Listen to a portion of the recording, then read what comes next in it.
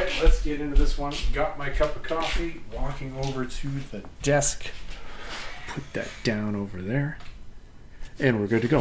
Hey everybody, I'm Tennessee Fats. Welcome back to the channel and welcome to my desk. Welcome to the 5th episode of the Tennessee Fats Library Podcast, where today I'll be covering the story that I just did a quick review of over on the main channel. But I had to be really quick over there.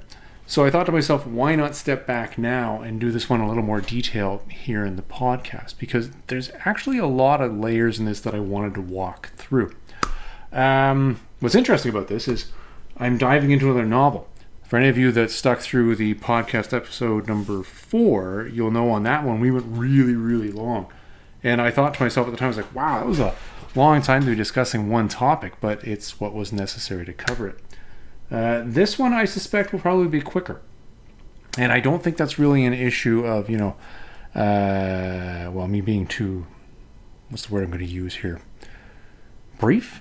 I think it's just an issue of the story being a somewhat quick one. In fact, if you wanted to look at the larger picture, the page count in the book isn't really so much because you have this massively complex story, although it does have layers. It's just that it takes that long to get all the moving parts into the right order. But then again, I'm stealing my own thunder, so we'll stop there. Today what we're going to be covering is, in case you haven't guessed yet, the Red Sonja Consumed Novel by Gail Simone. That's right, this is the book, and I gotta tell you, I know this is a book that's somewhat divisive in the sword and sorcery community, particularly in the Red Sonja fan community. Trust me, I've already heard the comments over on the short video on the main channel, so I guess with this I'll just be prepped and maybe there'll be a forthcoming. Of course, if you're listening to a podcast about this, I'm guessing you want to be here. So I guess there's that. A copy of the book that I have here is the first paperback edition from September of 2025. There's nothing really, jumps out of this particular copy or this particular edition that makes it more special or fancier than any other edition. I'd say the one thing I did notice, which is a piece of, I guess it's just physical administration about the book, is that it's got a map of the Hyborian Age in it at the very front of the book. But the map is printed sideways. If you're watching this on the YouTube channel, or if you've been on the channel before, you know most of the time I have this fancy Hyborian Age map behind me, which is presented in such a way, as is popular convention, that north faces up. The map doesn't have that. It was funny because I looked at it and I saw the Sea of Vayet, which is how I'm going to continue to pronounce that name of that sea, by the way. And I was like, that's the wrong shape. Why is it sideways? And then I was like, oh, look at the compass, idiot. And I was like, oh, the map is actually just printed that way. Just a stupid administrative thing for OCD people like me that just caught my attention. But what really caught my attention was the fact that every time I went to go back to the map, because I was trying to figure out, well, hold on, where is this character right now? I kept having to remind myself, no, idiot, you're looking at the map sideways, reorient your brain. Just an OCD thing, very much a me thing. Actually, you know what I'm going to do here? Before we continue going, again, this is the part about this being a wonderful sit at the desk. I was not center of frame there. For those of you who are listening to this, what you did not see was me just shifting the world's squeakiest chair over. All right. Anyways, interesting things about this, though. This is Gail Simone's first novel, at least as near as I can figure ever. And it's interesting that you jump directly into covering a massive character like that of Red Sonja with your first novel. But, I mean, to her credit, she's been writing Red Sonja comics for Dynamite Comics for several years. I mean, her first one was in 2013. So I guess she's got enough of a handle on the character, so why not? I mean, it works. Why not go with what you know? Okay. Let's jump into the administration here before we get into the sections that we are going to go through today. As we know, I've mentioned this now a bunch of times in the channel, this channel that is, that these podcasts are in fact pushing correctly. Right now, when I publish one of these in YouTube, which is what we're doing right here, what I'm recording right here, the intent is not that you would actually be watching these channels on YouTube. I'm literally using YouTube simply as a forum for me to post these initially and for me to edit them. in such a way that I can keep them there, but that's not really the goal. The goal here is that these will then be exported as audio only and pushed out to a variety of places. You can listen to these podcasts on Amazon Music, Spotify, Apple Podcasts, and iHeartRadio. All of those. And it is working. And what's interesting is I'm not really monitoring what's going on with those podcast channels at all. One of the things that I know you guys can do is you can post comments, but thus far these videos, these podcasts are getting so little uptake that I don't think there are any comments. Now, that isn't an issue of me complaining by any means. I'm actually really flattered because when I do look at the charts, I can see that these are actually getting played. It's interesting. On Spotify, I have 2 followers right now. And I don't know who those 2 followers are or why they're following me on Spotify, because I can tell you all of the play statistics that I'm getting off of my analytics are telling me they're coming from sources other than Spotify. So it's fascinating to me that I have 2 followers on Spotify, but neither of those 2 followers seem to actually listen to these podcasts on Spotify. Odd. Anyways, context-wise, let's walk through what we're going to cover in this episode. Thing we'll start off with here is we'll start with what the story is, who the characters are, and then we'll jump into what happens. What's the story all about? Then we'll walk through the themes in the story and what really jumped out at me. Normally we do a piece where we talk about archaic language as the third component in this, because normally the stories we're covering are actually really old pieces, and we'll find some very archaic language in there. In this one, there was only one term, and it's a very specific term, and when we get there, you'll see what I'm talking about. But I think that's more of a function of the fact that this book was written in 2024 by a modern author for a modern audience, so you're not going to get a lot of archaic language in it. Yeah. The last part that we do in these is we'll always walk through, well, what are my thoughts on the story? Do I have any further suggestions for any related readings? And we'll jump through that when we get there. And that's where we'll close the video, or more correctly, the podcast off. All right, let's get into part 1. All right, so part 1, so let's jump into this. So what is this story actually about? And who are the people that are within this? Well, the story's an interesting one, but I think, as always, I'll start this one off with just a quick couple sentence summary of it. And for those of you who are watching this on YouTube, one of the things you're going to notice is I'm off to the side of here scrolling through my notes. So bear with that hand action to the side. That's what's going on. It's not me fuddling away with a fidget toy or something. Effectively, here it is. Red Sonja's on the run from a former lover that she's stolen something from. And along the way, she's called back to her homeland of Hyrcania in order to save the kingdom from some necromancers. That's basically it. I know it's a bit short, but in the broadest brushstrokes, that's the entire story. Effectively, the story is one where Gail Simone being the author, is showcasing her interpretation of the Red Sonja character that was initially created all the way back in 1973 by Roy Thomas, and even that was an adaptation of an even earlier character created by Robert E. Howard, but I would have to say the jump from that Robert E. Howard character to Roy Thomas's character is probably a larger jump in interpretation than the jump that Gail has done in reinterpreting that Roy Thomas character. It's so much subjective that if you know the characters along the way and you know the history of it, you might get what I'm going for here. And in fact, you'll see that more when we get through the story here. As I mentioned in my book review on the main channel, this is definitely not Roy Thomas's Red Sonja. So I know this book is in fact somewhat divisive amongst the Conan and Hyborian Age fans, but I'll talk a little bit more about that when we get to the wrap-up. So let's run through the story of this one, and I'm going to really do this by focusing on Red Sonja herself as the main character, because guess what, the book is a Red Sonja book. Along the way, there are going to be secondary characters that we're going to have to jump through that are introduced and come and go, or just come and stay, but we'll really stick to the main ones here. In the story, Gail does a wonderful job of writing vignettes that include dialogue and stories about the supporting characters, but again, only going to get into those when we need to, okay? So as I mentioned, the story starts with Sonja being on the run. She's stolen this golden asp armlet from an individual named Ysidra. And as she is fleeing inland away from the Vayet Sea, or the Sea of Vayet. Effectively, if you look at the map of the Hyborian Age, on the west side of the Sea of Vayet, you're going to see Hyrcania. Further to the west, you're going to see Katai. You're going to see on the east side of the Sea of Vayet, Turan. And then you're going to see a giant desert area, and then Zamora off to the sides when you go further to the west. Just to give you a sense of geography. She's fleeing west, out of Turan, away from the Sea of Vayet. This is important because we'll come back to this later. Ysidra is the queen of a banished tribe of Hyrcanians that are living without a home in the areas around Turan. This is an interesting thing because the tribe is generations deep into a banishment. And what's interesting about this is these guys elect a monarch that's responsible for them. And it's the job of this monarch to keep them safe and look out for them and look out for all their interests. And one of their prized possessions as a tribe is, in fact, this golden asp armlet. Because, well, they're pretty poor. So Ysidra is their queen. And we have a flashback now where we get a sense of why Sonja was there. She was hired by a guy named the Falcon to steal this armlet. And I'm going to jump around in the chronology of how the story is written here just to give you guys the Cole's notes. The bottom line is this Falcon guy is just ick. He's just as sleaze as the day is long. And he's people are terrified of him, but he's also paranoid.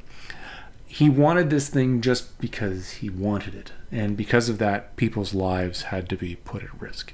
It's interesting. There is actually, if you were to read into this, because this asp is actually really important, you could infer, perhaps, that he knew what this asp was all about before he told Sonja to steal it. But he could have just been playing dumb with his flunky so he didn't know.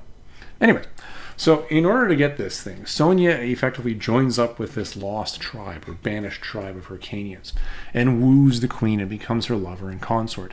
And once she had access to this, she had it and she was gone. Now, I know that's somewhat glib, but hold on, there's actually a little bit more to this. What we actually find out ahead of time here, or a little further ahead in time, is that what may have triggered the moment that Sonja left was the fact that while she was wooing Ysidra, and the two of them were happily a couple, their tribe discovered something that can only be described as a grist mill or a windmill that's being used to grind up grain, or would be used to grind up grain. They can recognize that value of it. And what's interesting is in that, Ysidra looks at Sonja and says, oh my goodness, we can finally have a home. But the we doesn't necessarily mean the we of her tribe. The we clearly infers the we of Sonja and Ysidra. And it was after that really Sonja made the moment where she was like, okay, I think this is getting a little too deep for me, and skunks off with the asp.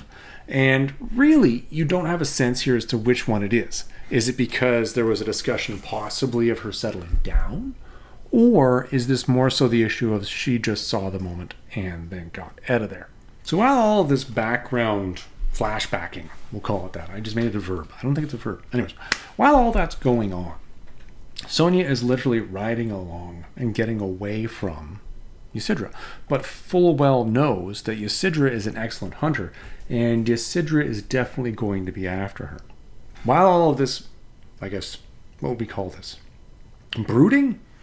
I think brooding is an appropriate term. While all this brooding is occurring, she finds herself suddenly confronted with Ysidra and what's left of her wolf pack. Well, not really what's left of her wolf pack. We'll just call it her wolf pack. Ysidra, being an excellent hunter, has approached and is now attacking Sonja and is very upset with this. And there's a slight skirmish, and during this, one of Ysidra's people's hurt. I believe another one is actually killed. Yeah. And Ysidra's left with a choice. Okay, listen, you can either save this person who needs medical attention, or you can continue to come after me because I'm getting my horse and leaving now. And this is an interesting thing because it really showcases Ysidra's loyalty to her own people. Because what she does is she actually does choose to go back to her camp and save that one person. I believe the actual sad note that comes with this is by the time she makes it back to the camp, I don't think that person in fact has made it at all. But again, it's giving you a vignette into Ysidra being responsible to her people, which is kind of a good thing. After that little skirmish, Sonja is then off on her own, again, feeling miserable and just trying to get away at this point. Brooding, I think, is a very reasonable term for us to be using here in describing how she was feeling. While she's fleeing away, though, we start to get these little vignettes. And it's interesting because it's not just vignettes of what's going on in Sonja's mind, but also going on in the world around her. We get a really big vignette up front here of this character that's a farmer. And we get a whole story of how this farmer, for example, basically made his farm from nothing into something. And you're left questioning, well, was that done through some form of sacrifice and magic? Honestly, I've reread that chapter about 3 times now. I still don't really have a sense of what occurred there. I'm somewhat lost on that. But in the end, this farmer, his wife, and all of his sheep are, I guess, murdered or killed by what you're assuming at this point in time are things that are similar to the worm monsters from the movie Tremors. And that's just the end of the vignette. And you're not left with any further information on that. It's kind of odd. The next vignette, we have Sonja hanging around a fire that she's created just trying to stay warm. And she's confronted with a mugger who thinks they have the upper hand. And lo and behold, I don't think you ever have the upper hand when you're trying to mug Red Sonja. And she ends up being this hard of him and takes off with his money. Really setting the tone as to how much of a badass she is. So now that we've once again really had to have this set and really sampled out before us that yes, she is a badass. Now we start to get flashback and vignette information about Ysidra. Again, a character that's going to follow us throughout the whole story. As well as a slight vision of this guy named Falcon, but we don't need to dive into that anymore. But what he's throwing into the equation here is this horrible psychopath named Silas. Now, we'll go through the Ysidra thing first, okay? Things are not going well for Ysidra, and I think that's blatantly obvious. And what happens is she's returned to her tribe with effectively her wounded man, which was, again, the right thing for her to do. And what's happening is while she's there, she's experiencing what we would call a royal temper tantrum. Things are getting destroyed, and outside of her tent are her 2 most loyal bodyguards, a guy named Raganus and a guy named Festral. Now, I'm going to let you in on a little secret about Festral right now. Festral is desperately in love with the queen and worships her from afar in a very not so subtle way. So pretty much everyone is aware that this is actually happening.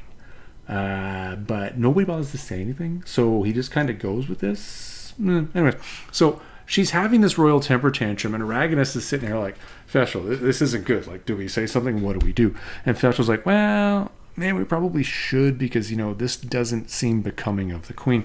While they're having the conversation, though, the situation is kind of taken out of their hands, and that the village elders now enter and approach and confront Ysidra about this.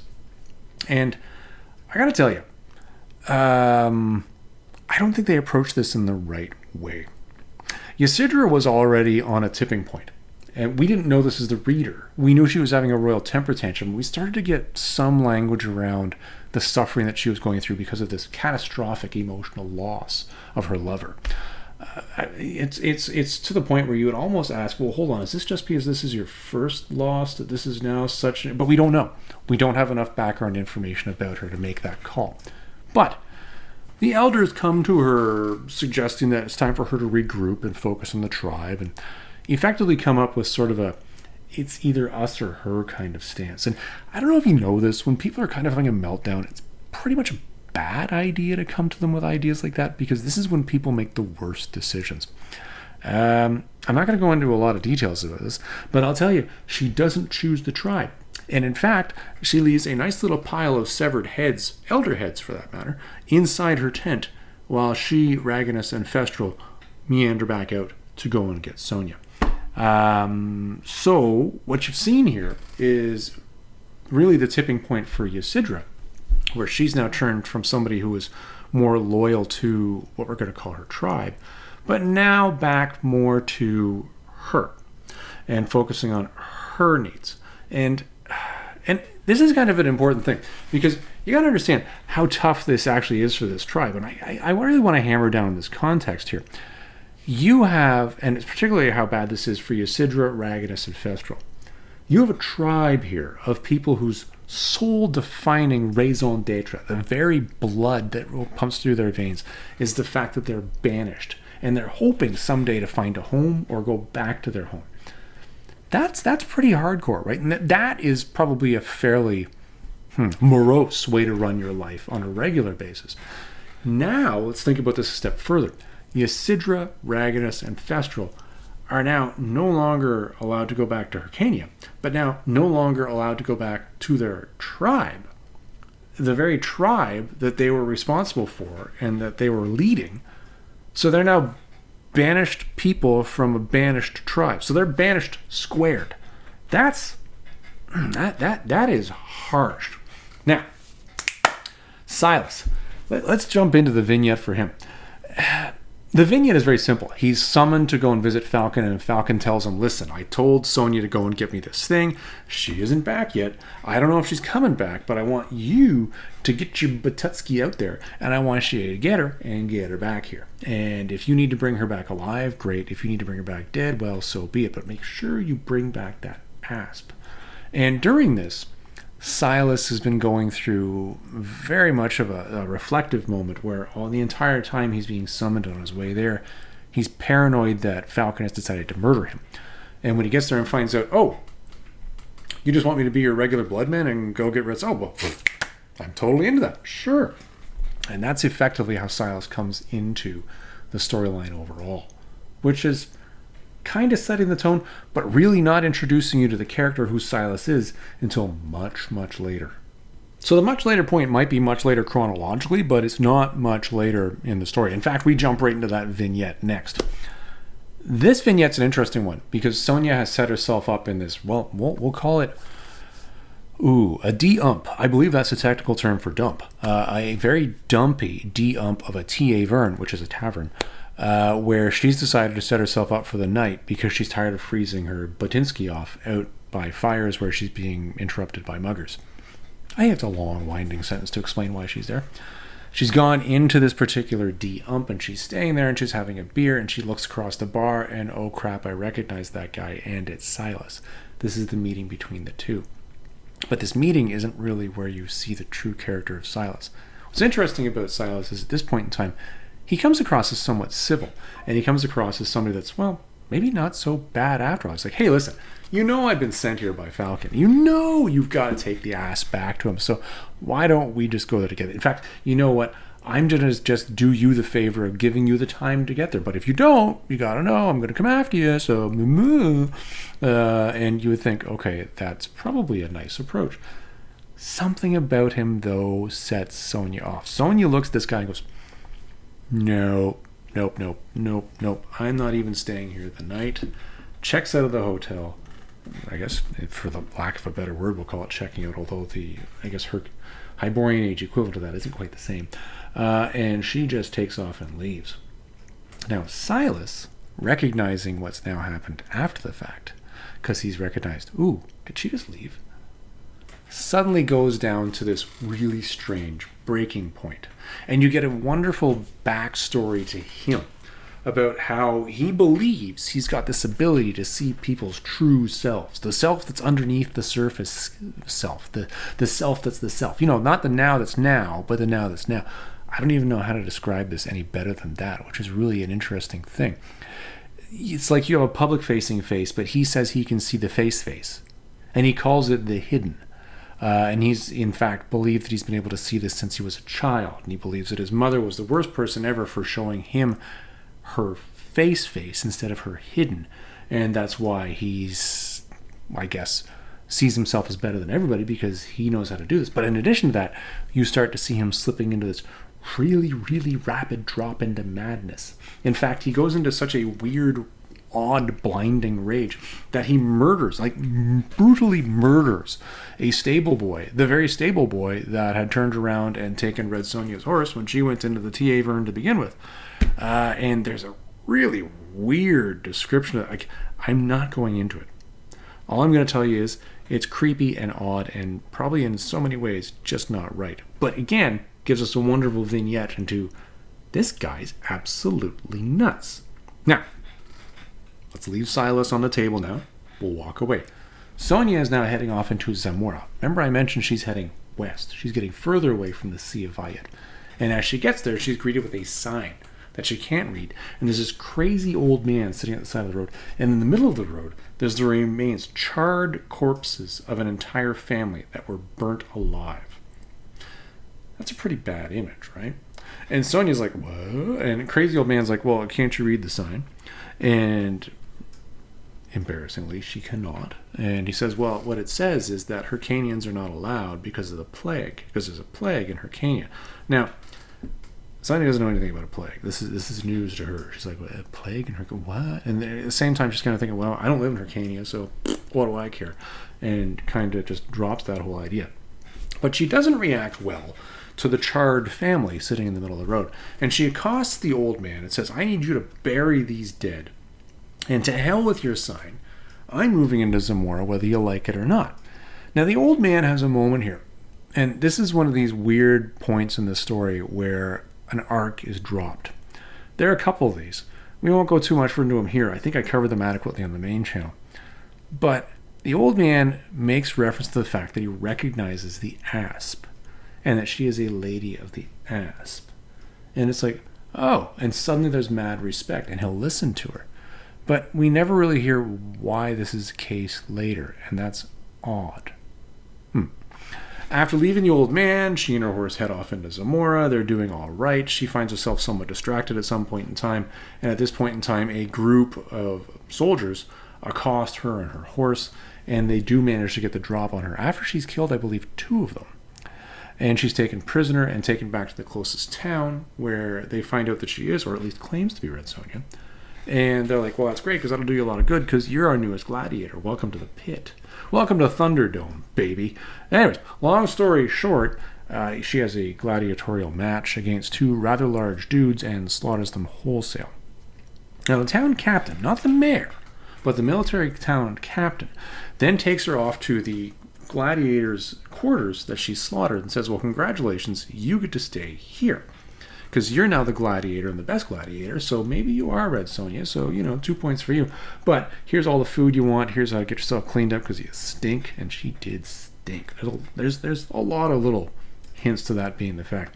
And then says, I'll send over some slaves to service your needs. What do you want? Male, female, whatever. And she goes for both. And again, this is an odd point. I'm not going to belabor this point, but this is one that I don't think anybody really thought about in this one. And I'm going to drop this here quickly.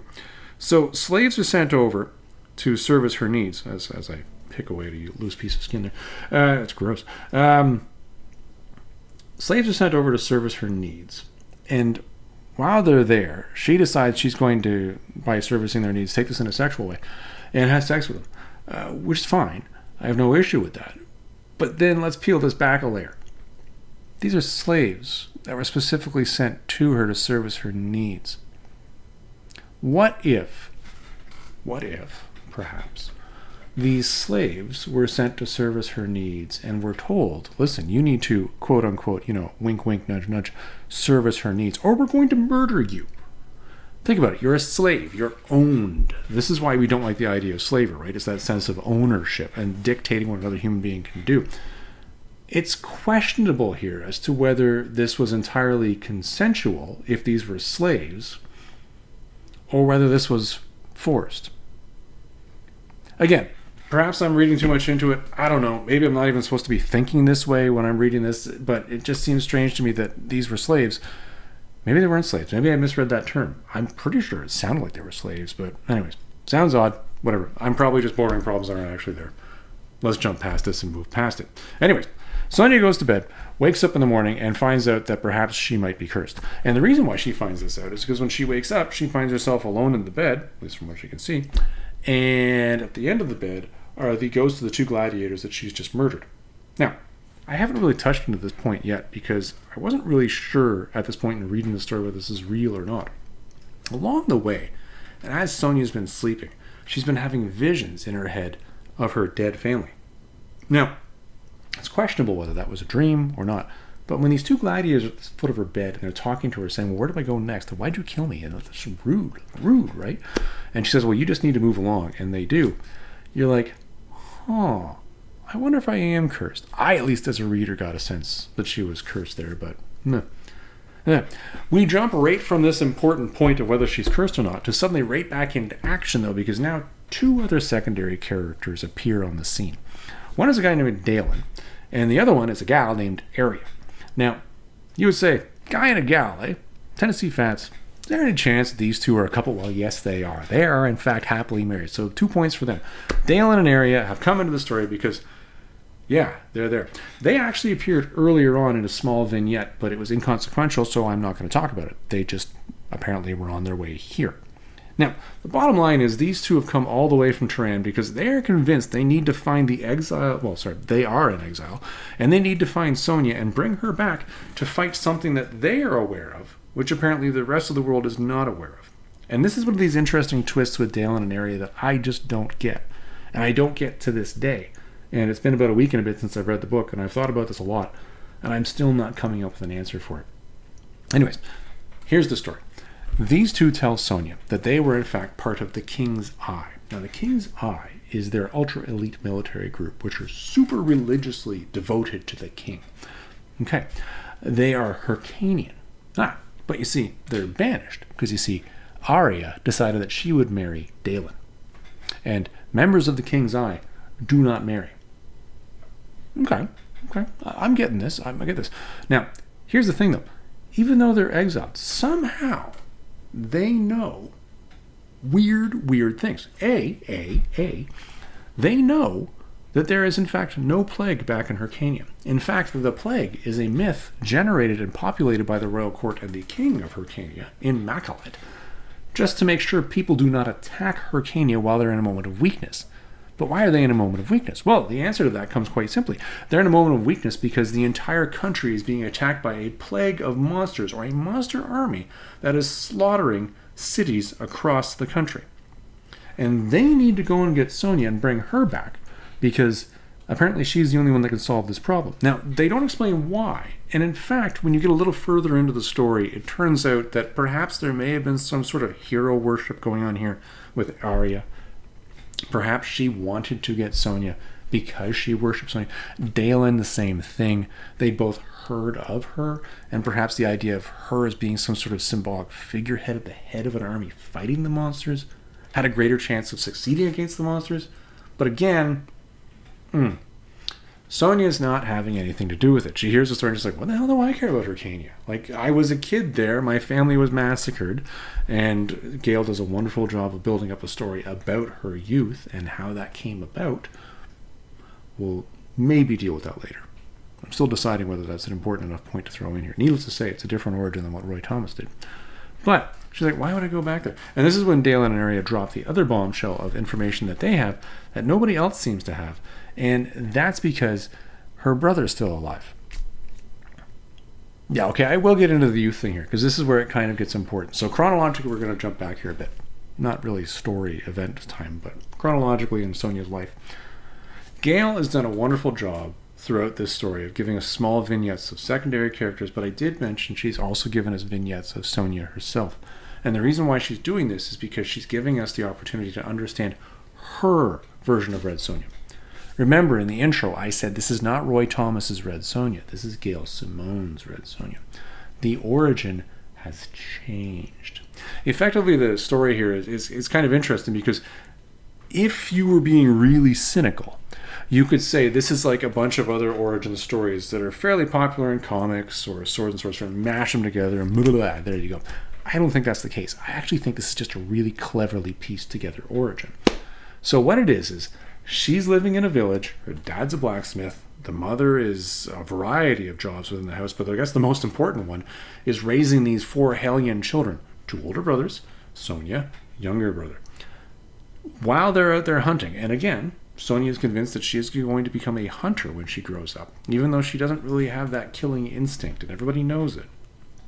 The village is attacked.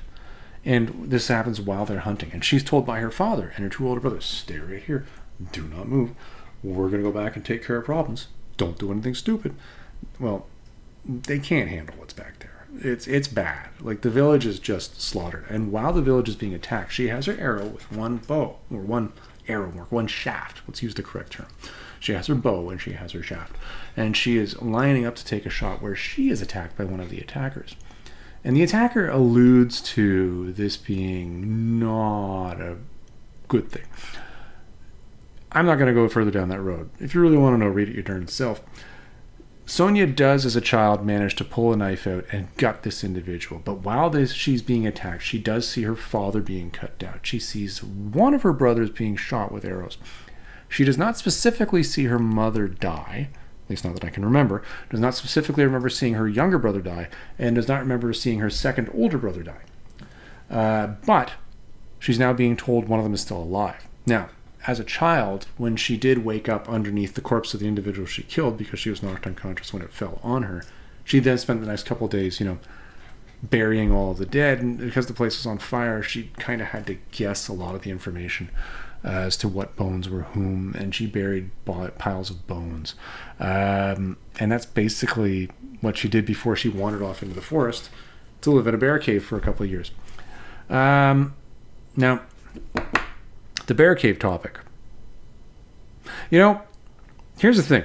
I have a real hard time believing, because I'll tell you, as a full-grown adult Canadian male, I am absolutely terrified of bears. And I think anybody who is within their right mind in the wild should be 100% terrified of bears.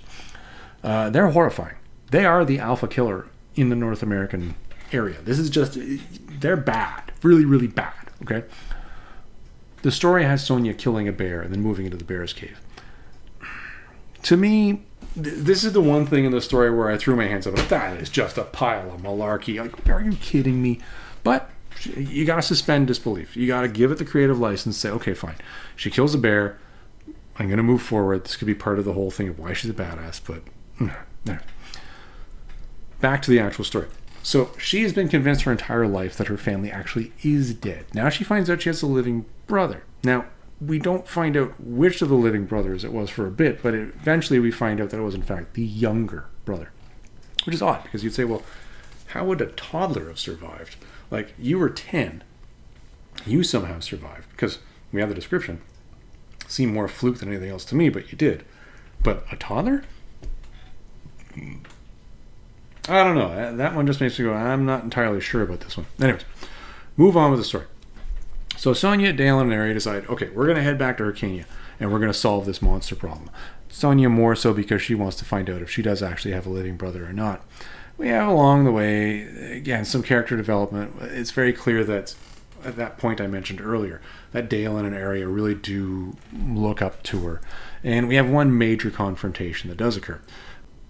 Okay, before we get back into the Sonja person, we need to talk about some other secondary characters that have now had a run-in while things were happening with Sonja, Dale, and Ari. Yeah, we're just going to jump this way. I think it's the best way to do it.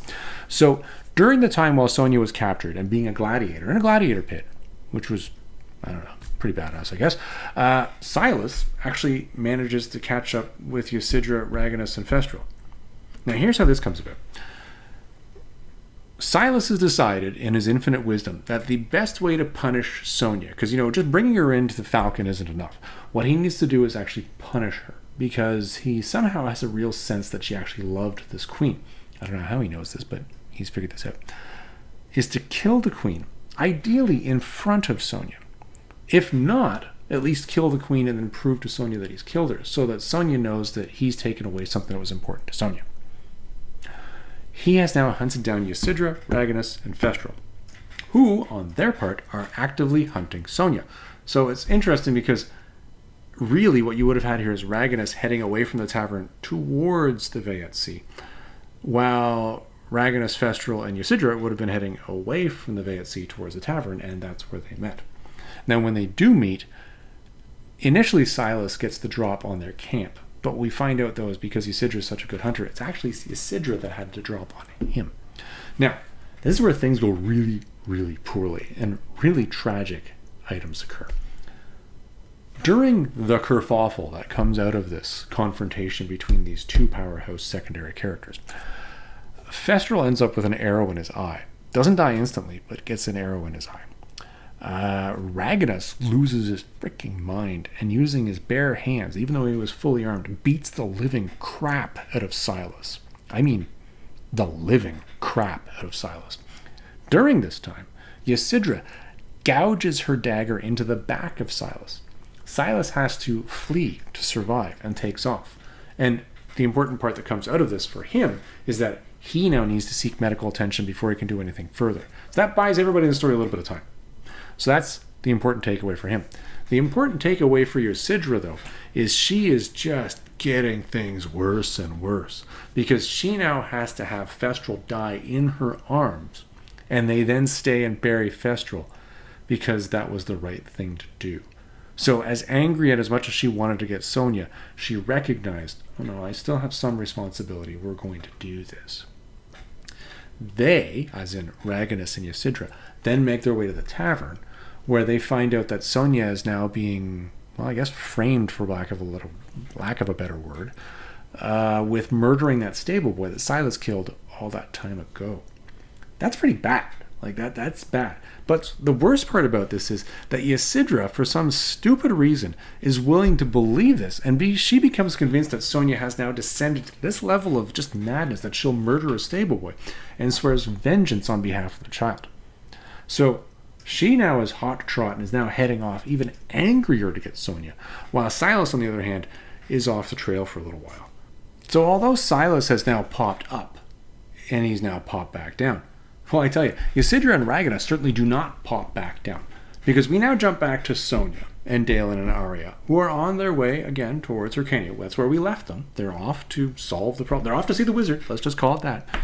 And they ride chronologically directly into Ysidra and Raganus, who have just left the tavern after swearing they're going to kill her or get her for murdering and slaughtering the stable boy, amongst everything else that she's done to cause all of their wrongs. There is some dialogue here, and the dialogue here is mainly within Sonja, where she really recognizes that she's just not going to win this fight. And it's interesting because at this time, Ysidra is also talking about, you slaughtered that stable boy. And it's funny because this is the actually really weird aspect of this, is this stable boy discussion comes up here, but it dies here. This is the point in the story where this is another one of those little plot things that should be delved and dragged out a little further, but it's dropped. Because Sonja kind of goes, huh? But you don't really have a sense of what that huh is or how long it lasts. And then within a matter of moments, this issue of the stable boy being slaughtered not only gets dropped here, but gets dropped for the entirety of the rest of the story. Nobody ever discusses this again or reconciles how they're making their brains work around this idea that supposedly she slaughtered a stable boy. It's odd. Anyways, the battle does happen. Raganus is being held back by Dalen and Arya, who have got a knife to him and say, hey, pokey pokey, calm down. The battle between Sonja and Ysidra is actually such that Sonja knows, as we mentioned earlier, she can't win this. She's exhausted. She doesn't want to kill Ysidra. And there is actually a tone here where you could believe that this cursed asp might be weakening her. Could. The battle does occur, but in such a way that Sonja actually rapidly finds herself winning, which she's somewhat surprised by. And when she's to the point where she has her blade ready to kill Ysidra, she holds back because she doesn't want to kill Ysidra. And when she holds back, she looks down and sees that Ysidra the entire time was faking her out, had a knife ready to kill her too, but Ysidra was holding back. And then Sonja's like, wait, you wanted me to kill you? And this is where we start to see some of the other feet fall. Effectively, Ysidra knew exactly what this damn asp did. And yes, she did want Sonja to kill her, because her plan was that she was going to get killed by Sonja, because Sonja, as the bearer of the asp, will be haunted by the people that she has actually murdered. And her hope was that she would be able to come back and haunt the living crap out of her forever thereafter, because she had been killed by Red Sonja. Sonja's like, oh God, you're killing me. I can't. I just can't. We're done here. Drops the blade, takes Ysidra's blades away, takes Raganus' horse away, I believe, and Ysidra's horse, and says, listen, you guys are on foot. Don't follow us again. Just piss off. We're busy doing other things. And they leave them there on the road, and they wander off, continuing along on the way to Hyrcania to, I guess, solve the monster problem. Now, then comes some schnooping, which is interesting, because once again, Sonja has to have sex with two people at the same time. Not sure why, but again, it's written in the story. I guess it's a great way to sell books. It does actually, I will say this. It's a great way to sell books, and that's a glib comment, but I will say this. It does actually show more of the actual proclivities of the Sonja that's being developed by Gail. So I will not say that in a dismissive way. I will recognize it's there because it is actually a character trait. Anyways. After that, they do make their way to the first city that has fallen to the monsters. And when they get there and during their examinations, they find that they are, in fact, attacked by the monsters. And not just some monsters, but a lot of the monsters. And they are fighting and doing their very best to get the heck out of there. But there's a moment where they believe all is lost. And just at that moment, the prince from Makalet and his army come storming in, arrows falling all over the place, and save the day. So after the battle, Dalen and Arya and Sonja end up having this long, involved conversation with the prince and his general. Now, that general guy, he becomes pretty important later, and we'll start to understand why later. Here's the thing. So General Guy starts actually being the major, we're going to call him a jackass. I think that's a good term for him. The major jackass here. I'm not going to go into the backstory of why the prince and the general were there. All you need to know was city's fallen, he's gone to investigate, move on. So, General recognizes Dalen and Arya. Now, what did I tell you guys about the Dalen and Arya characters? I believe I was pretty clear on that. These guys were members of the King's Eye. Hold on here, I need to drink water. Ah, yes, water. The general recognizes these jackasses. He's like, oh, no. You two are deserters, and we need to murder you immediately. At this point in time, Sonja's like, whoa, princey. Let's think about this for a second. These two soldiers were doing some real badass stuff fighting off monsters earlier. Are you really sure you want to murder them? Wouldn't it be better that they actually worked for you and actually fell in battle? And he's like, you do have a point. And then she does something really uncharacteristic, where she actually agrees to be loyal to and swear fealty to the prince in exchange for Dalen and Arya not being killed as deserters and getting their full rank back, which the general kind of begrudgingly accepts later, but up front is really angry about. I don't get that, but again, we're dealing with Gail Simone's Red Sonja, not Roy Thomas's Red Sonja. So we'll accept this. This is, again, a new trait to the character. Sonja, Dalen, and Arya are given this huge oversized tent to clean up and relax because, well, they've just gone through this massive battle. Once again, they stink. Let's just go back to they stink, okay? Because they're covered in blood and guts. And again, there's this stooping because why not? It's what makes everybody happy. And then Sonja says, all right, you guys stay here with the army. I'm going to ride off and find my brother because I'm convinced he's up in Makalet. And you guys can come catch up with me later. And when you guys get back to Makalet, everything will be fine. Now, what they don't know is that the monsters are actually immaculate, but never mind that now. At this point in time, Sonja finds herself having some really weird conversations. On the way to Makalet, she finds herself conversing with the leader of the monsters, because that city was destroyed by the monsters, but now Makalet is being besieged by the monsters. And this is where we find out that these aren't actually monsters, and that what these actually are, because a couple of these little snippets have been dropped along the way, are necromancers. The monsters identify as necromancers.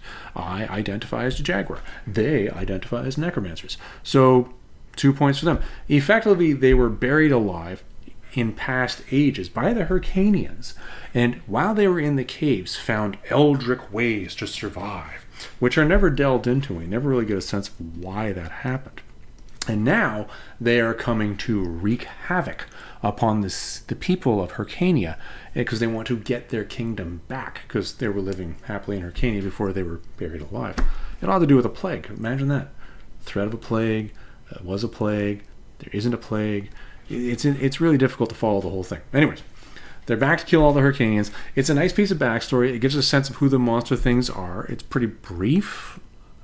I would have liked more, but, at least you understand what they're doing. Also, it's also really interesting that for some reason the leader of the monsters is keenly interested in Sonja and why he's choosing to communicate directly with her through the asp. We later find out there are other asps and that they all have similar powers and you can communicate with other people too, but he's choosing to communicate with her. It's kind of strange. Anyways, on the way to the capital where Connie thinks she's going to find her brother, again, she's sleeping and finds herself woken up with Sword and Ysidra's there again. The two of them have a bit of a conversation, and in this one, Ysidra's like, listen, I'm not here to kill you. I'm here to help Hyrcania because you told me that, there were monsters here when we had our fight on the road, and I'm just here, so I'm going to let you live. And I don't know. This one just strikes me as odd because I don't get this change of heart. Remember, there was that whole thing with the slaughtered stable boy earlier. So why are we now just dropping this and going... It's like she's literally washed away and the slate is now clean and she's just moving forward. I don't know. Ysidra was angry with Sonja for so many reasons. Like, if you talk about the jilted lover angle, you got the fact that you've ruined my life angle. You've got the, I've sworn vengeance. But all that is just dropped here because now she's going to just save Hyrcania, the very kingdom where when she was the queen of her tribe, she couldn't return to because she was banished. But now she's banished from the banished. I don't know. So we move on. Anyways, so now we have a different threesome. And I don't mean threesome in that way. You have Sonja, Isidra, and Ragnas now heading off to the capital. Now this is when we start to get to the culmination of all the action. While they're on the way to the capital, we get a glimpse of what's actually happening in Makalet. There's been a lot of backstory that's happening with Makalet, but I'm skipping it because it's not really central to the Red Sonja character. It's nice background information to make the story flow, but it's not really all that important to the core tale. The core tale here is Red Sonja. Again, jilted lover, stole thing, gladiator pit, go save Hyrcania from monsters. Well, let's talk about Hyrcania and monsters. There's a lot of dialogue now about what's happening in Makalet. Makalet, the walled city, has got the walls up, but you know these monsters are necromancers, and they dig under the ground kind of like the worms and tremors. I don't understand that. You really have a sense now of more of the inner workings of the court in Makalet. For example, the king and his royal family, kind of important. There's a lot of lineage information in this book. You can kind of skip over all of it. He's doing a good kingly job of solving the problem, and he does have a leader there, a secondary general that is leading the troops to fight off the monsters that keep popping up out of the ground because they're like worms and tremors. And while this is happening, though, and he's getting everything ready to, lead to a big offense, he finds himself stabbed in the back by this very general. And we find out that general actually has one of those asp things as well. And when the leader of the monsters comes up and talks to him, why are they talking about it? Because they both have the asp thing. So they're asp twins. You see, they're samesies, so that's why they get along. So is this maybe why you then have Sonja of such interest to the king of the monsters, their emperor? I don't know. But anyways, that's really the important part of the information you need to get out of what's going on in Makalet. Okay. Back to Sonja, Ragnas, and Isidra. They find a hole in the wall outside of the city because they recognize the city as being besieged by the monsters, and they recognize the walls are up. They also don't want to get too close to it because they think they'll get pin-cushioned by arrows, even though the monsters don't shoot bows and arrows. But the monsters do dig under the ground, so maybe they didn't want to make a lot. Again, tremors. You don't want horse hooves. That would kind of bring the worms from tremors. They see this hole in the wall, and they go and they sneak into it. Sonja does, in fact, take her horse. The Isidra and Ragnas' horses were too scared to continue on. They do make their way into the tunnels, and after a whole winding path through the tunnel, they start to smell natural gas, and they blow out their torch for fear of things blowing up, trusting that the horses' eyes will lead them better than their own. And they do find their way into a large area. And in the large area, there's a giant spider monster that's birthing these smaller monsters. And the giant spider monster is singing the lullaby that for some reason Sonja's mother sang as a child, which I don't understand that. And this happens in such a strange and quick way. Sonja, in a very summary manner, ends up killing the spider monster single-handedly. But not really single-handedly, because what actually kills the spider monster is her horse stomping the living crap out of its brains, which I think was a pretty cool way to kill a giant spider monster. But it just brought it to an end. That was just it. After that, they do end up finding an area where a whole bunch of the horses from Makalet had been captured and were being kept. And they end up leading these horses out in a giant tidal wave, a veritable tsunami of horse flesh, just stomping through the city, basically rallying all the people of Makalet back. Sonja does end up fighting the leader of the monsters and does end up killing him with the help of her horse. Isidra does go and actually attempt to open the gate to let in the prince and his army, because they have now made their way back up with Dalen and Arya from that secondary city that they were cleaning up. But unfortunately, as she's working on this is where we have that specter looming in the back. Guess who appears out of nowhere? Well, it's Silas. And Silas just comes up, and he's got this fancy 5-stab stabby move thing, and does the 5-stab stabby move thing on her. And it does it directly in front of Sonja, who sees this happening, which means he actually did succeed in what he wanted to do. He wanted to kill Red Sonja's lover, the queen, in front of Sonja. But what's interesting is as he's trying to finish her off, he gets shot in the arm by an arrow from Dalen. Then he goes through this whole psychological thing of how could a man have shot me in the arm? Only women are my enemy. This doesn't make any sense. And then Sonja comes running up and throws him off the ramparts, and his brain blow up all over. And that's the end of him. Now, Isidra does die in Sonja's arms. The actual last pinion that Isidra needed to open, Sonja helps her open so that the gate can open and then the prince can come in. And what's interesting here is during the battle, Raganus has actually fought off this traitorous general and ended up killing him. But he's taken the asp off this guy's arm because Raganus is smarter than everybody else in this damn story. And this is why Raganus or Festral are so much like Archer and Armstrong from Valiant Comics that really, this is a whole topic for another video. It fascinates me how this happens. Anyways, he takes that asp thing and puts it on his arm. He knows he needs to kill off the rest of these monsters. There's still a lot of them. Even though there's an army here fighting and horseflesh stomping all over the city, that's not enough. So he actually gets the ghost of the general that he has murdered, controlling him with the armlet, and says, here's a torch, go down to the source of that natural gas down there and light it on fire. And the ghost doesn't want to, but effectively they do get to the source of that natural gas leak down there, and kaboom. The tunnels just go. And that's really the end of the monster threat. We then get the wrap-up chapters where you have to have character closure now.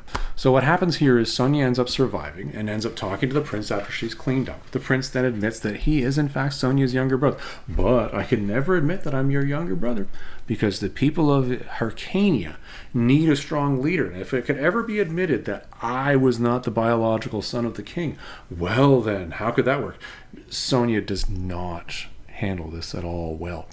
The actual way that he ended up becoming the child of the king was apparently it was known in the court that a notable family of wealth and power, i.e. the king and queen, needed a child that could be rescued or taken out of a village where something horrible had happened, where there was a lone survivor sort of thing, where there couldn't be anybody to know that it was this.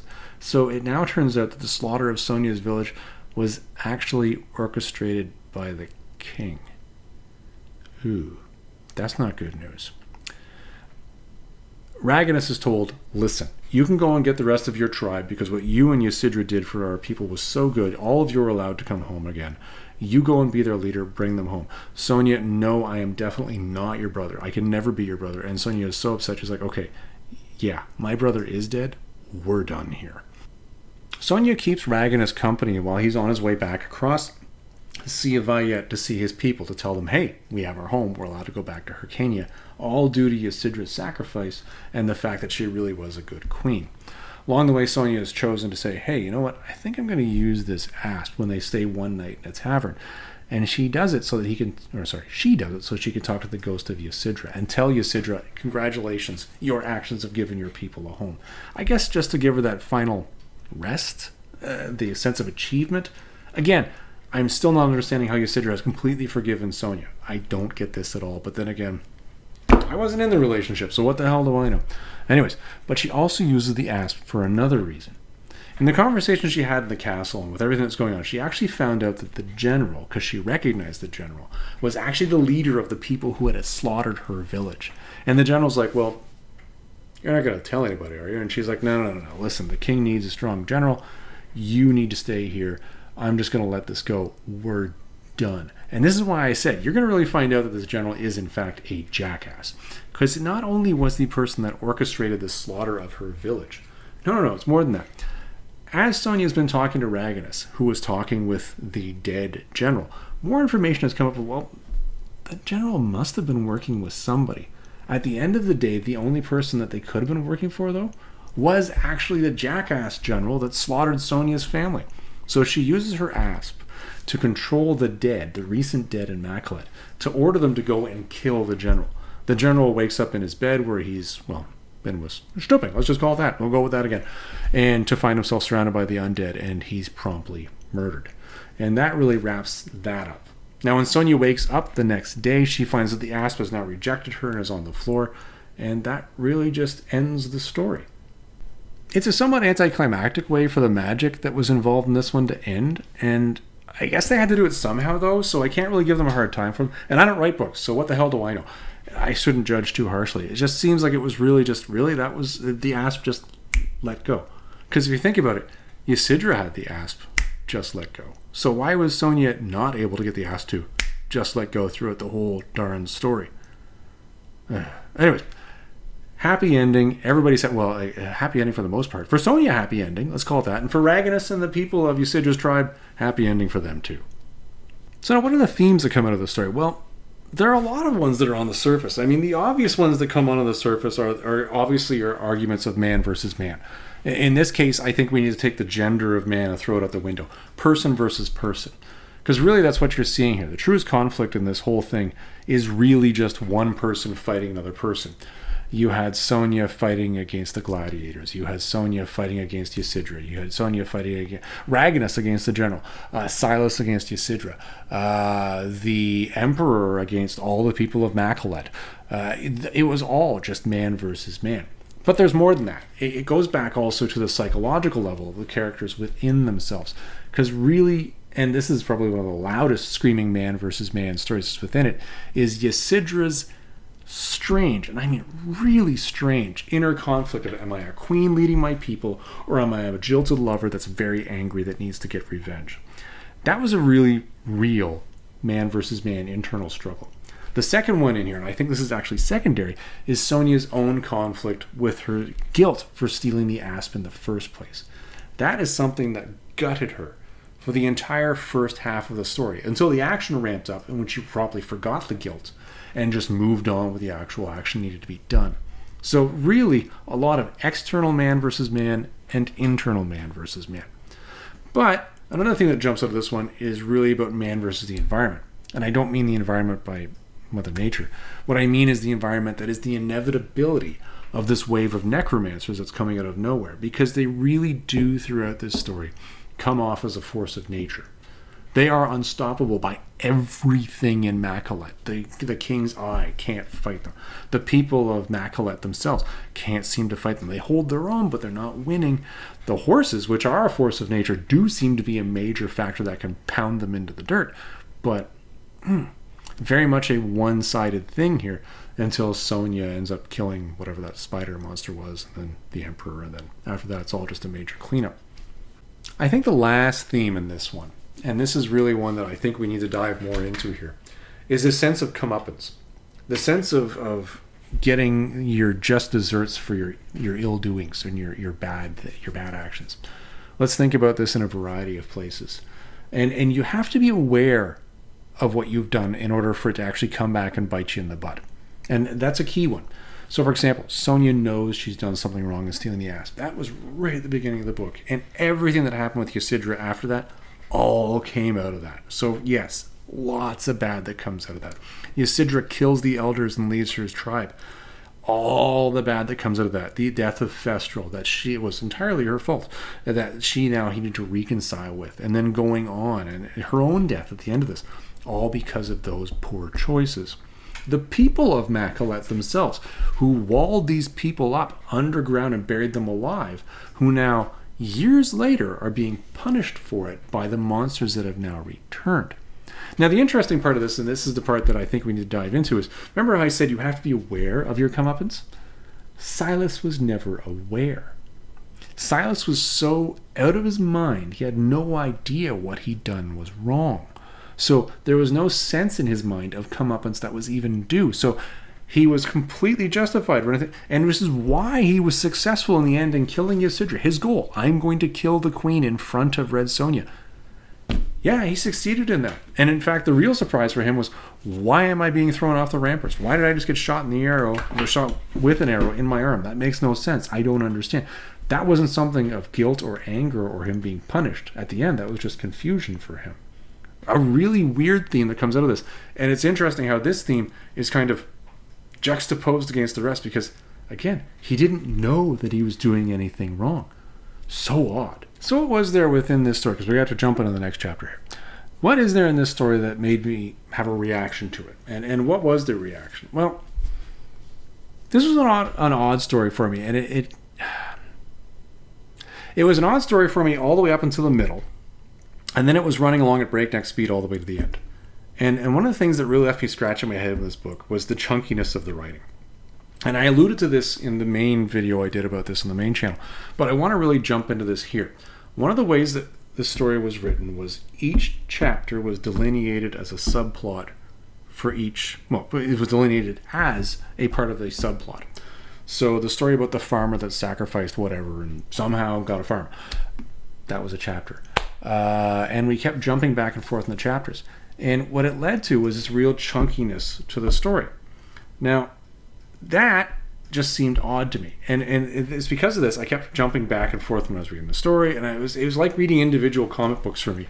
And I guess that all makes sense when you understand where Gail comes from. But it really shouldn't have surprised me, and I should have seen that was coming. But, and this is a big but, before I picked this book up, and I'll be honest, I had no idea who the heck Gail Simone was. And I had no idea that Gail Simone actually wrote comics. I'll tell you honestly, I've read all of the Marvel Red Sonja comics. All of them. I mean all of them. And in fact, I've read quite a few Dynamite ones, but I've only read the Dynamite ones in a casual manner. The reason why is because I've never sat down to collect all of them and read them. So I'm not really someone that knows the Dynamite stuff well enough where I'd say, well, this writer writes this and that writer writes that. But this caught my attention because it's a Hyborian Age book, so I bought it. The first 5 chapters of this one really led me to the sense of what the heck is going on here and who is this? And then I started down this rabbit hole of finding out more about the book. And I found out about the book, the author, the world around it. And I think knowing what I found would have materially helped me in the first 5 chapters. Gail is unabashedly making this her Red Sonja. This is not Roy Thomas's Red Sonja. This is her Red Sonja. And this is clearly what you get in here. The character is not what you expect going into this if you know all that Marvel and you're carrying that luggage to the table. If you have the opportunity to drop that luggage and leave it all the way back there, then you would walk into this perfectly fine. So having my frame of reference blank walking into this one would help. You know, seeing suddenly going into this and suddenly Sonja has a different sexuality and why is the origin different would have made me go, instead of going, what? It would have made me go, oh, okay, cool. And I would have just moved on. Because there's nothing bad with this origin. There's nothing bad with the sexuality. There's nothing bad with the way that Red Sonja is portrayed here. It's just not the version I'm used to. So, to be perfectly clear, I actually like this Red Sonja. And I think this character is really well fleshed out in this book. This book, I think, is actually done quite well in setting up for a further series of stories that can follow this, because there are so many, one of those things that I mentioned earlier, those loose threads that I think still need to be picked up. But I think it's the shock at the beginning of seeing something so different and going, am I reading the right book? It just knocked me for a bit of a loop. But I will say this, as much as I liked this book, I will come forward with one critique right now. And my critique is, and I don't think I mentioned this on the main video actually where I reviewed this, is I actually think this book had editorial issues. And I don't mean editorial issues as in, you know, I think the editor and the author were butting heads or anything like that. And I don't mean it in a bad way or that there was any sort of bad relationship going on. What I mean is I think what happened here is through the process of the back and forth between each chapter and between probably revisions, certain plot points got dropped. And there are things that weren't picked up later. So, for example, I don't understand why we had so much build-up into the magic of why the farmer was able to build up his farm. There was a lot of page count to that I don't get. And why all this background story just for victims to set up something so that we know it's something that tunnels underground? That could have been done much faster with something that's not so detailed. What's with Sonja suddenly giving up on this slaughtering the stable boy thing? She really hunkered down on, I'm going to swear revenge on this one. And I don't know, why did this crazy old man recognize that she was a lady of the asp and what it meant? But why did he die? Like, when she came back across the road, she just saw his corpse there. Is this something that I'm supposed to know? And why is it that really you have Ragnarsson now set up talking to dead people, but she's dropped the asp? Is it in such a way that Ragnarsson is now going to be some sort of necromancer guy for future books? And again, none of these leave me with a bad taste for this particular book at all. I still like this book. I think this book was well done. But I do believe that there was some sort of editorial issue there, which led to these things being dropped in such a way that maybe they're being picked up later. But again, I'm not sure. It's just an interesting thing to consider. All right, next segment. Archaic language. As I mentioned in the intro, there really isn't any archaic language because this thing was written in 2024. There is one term in this, though, that left me scratching my head, which is terrible because if you're watching the video, you can tell I don't have any hair. So scratching my head just, it goes right to scalp. Yeah, it's not a good thing. I don't understand Silas's job title. Silas refers to himself repeatedly as a blood man. And I don't get this. So I was poking around and I was trying to find out more about this because the term actually comes up later when Ysidra actually stabs Silas before Sonja gets involved and says, no, you don't understand. I'm Red Sonja's blood man. A blood man, as near as I can tell, because there's actually a biblical reference to this one, but I don't think that's the right term to this.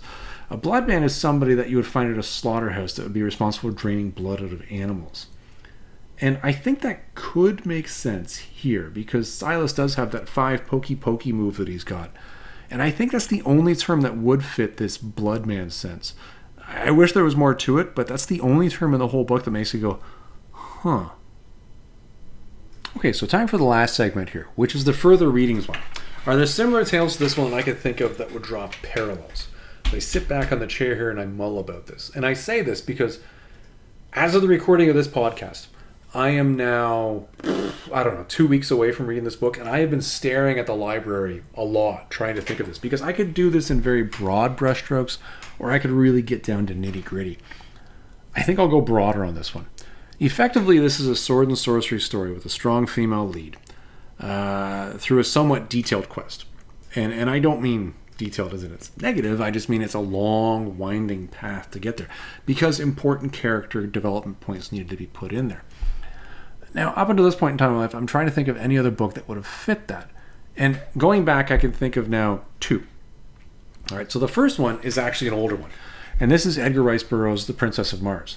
Not because the character depicts intergender. Take all that and just, that's noise. Stick that out. It doesn't belong here.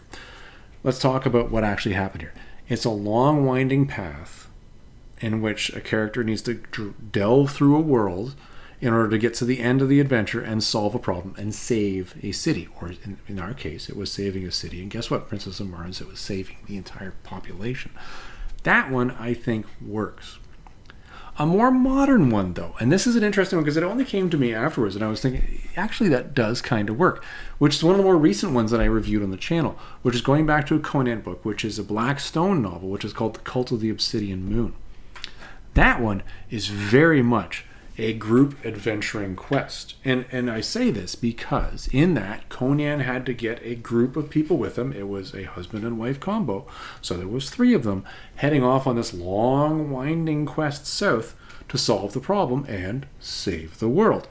Again, a group event with a winding strategy. And it's interesting because if you actually look at the numbers, at any given point in time, Sonja was traveling in a group of 3. Now, that being said, I'm sure I could think of a lot of other stories that have much more stupping in it, but actually I can't. And the reason why is because I probably just haven't read enough novels of that genre. But I know they're out there. If you really know and you think you probably have a good suggestion for that, go ahead and I guess you can comment on these podcasts. Throw it in there. Yeah. There you go. Well, everybody, that is our podcast number 5 for the Tennessee Fats Library Podcast. And this one we talked through the Red Sonja Consumed book by Gail Simone. Now, I'm sure when I sit down to edit this is not going to be as short as I thought it was going to be up front. I probably talked in a lot of detail on this one. Well, that is the point of these podcasts, is to go through these things in just somewhat open dialogue about what did I observe and what did I see.